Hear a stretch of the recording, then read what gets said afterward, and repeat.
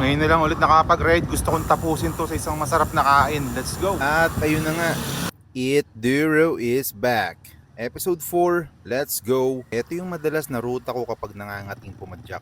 Tumbok sa Imus Plaza, ikot sa simbahan para bawas ang kasalanan, dagdag ligtas points din.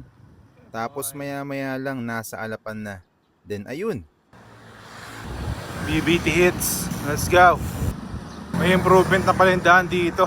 Konti na lang, medyo smooth na. Yun, malapit na tayo sa BBT. Finally, after a month. Kalimutan ko na, sobrang tagal. Eto, makakapadyak na ulit tayo sa trail. Pagdating sa BBT, naka 3 hits ata ako. Sobrang init pare. Napatambay pa nga tayo ng konti, kaya lalong sinalo ang init. Bago umuwi, stop over muna sa McDo para mag-iced coffee, yung black lang syempre. Saktong tirik naman sa tapat ng hypermarket para malamig. At eto na nga, ang search for makakainan. Sobrang init.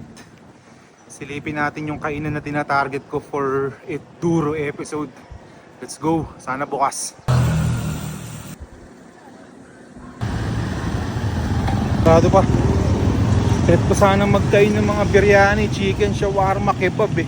Pero sarado pa. So yun, tingnan natin kung meron ba lang makakainan around this area. Sayang naman yung gala natin. Nakita akong isang restaurant na same vibe. So may mga shawarma din. Tapos parang may biryani rin. Tingnan natin. Malapit lang dito. So doon din lang tayo kumain. Let's go! Ulit tayo nagbabalik sa Imus Plaza. Yung mga kainan. Uy, the Cool Pops.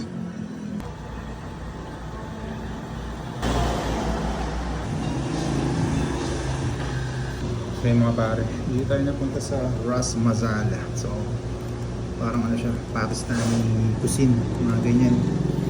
So, in-order ko combo ng beef tsaka chicken biryani plus pani puri. So, tikman natin. Let's go. So, eto yung pani puri. May ganito din sa India. Pero ang main difference daw nila ay yung palaman at laki nitong puri o shell. So, banatan na natin yan, tol. Ginugil ko pa nga kung paano kainin to. So ayan, butasan mo lang yung puri. Lagyan mo lang ng palaman na halong patatas at garbanzos at some spices. Ilubog sa tubig na mekos-mekos ng spices ulit at sampalok. Medyo OA lang ako dyan sa video pero hindi naman siya ganun kaasim.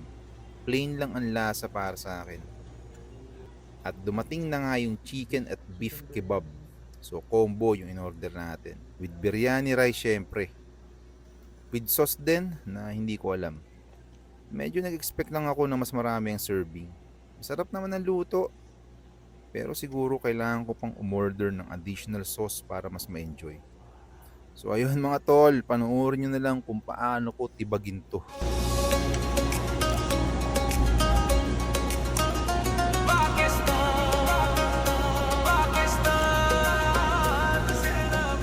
Tapos ng magmukbang, solve din naman. Iba talagang lamon pagkatapos ng matinding padyakan. Lalo pa at tirik na tirik ang araw. Ano, busog ka no? Tulala yan. May konting review din ako sa dulo pagkatapos kong kumain. Panoorin nyo na lang. Let's go! Boss, thank you. Thank you, sir. So yung mga pare, honest review dun sa kinain natin na Pakistani cuisine. So actually hindi naman ako nag-set ng expectation eh. So wala akong ini-expect.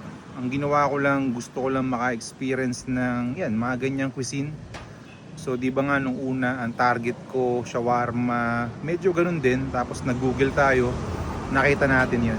So yung lasa niya, okay naman.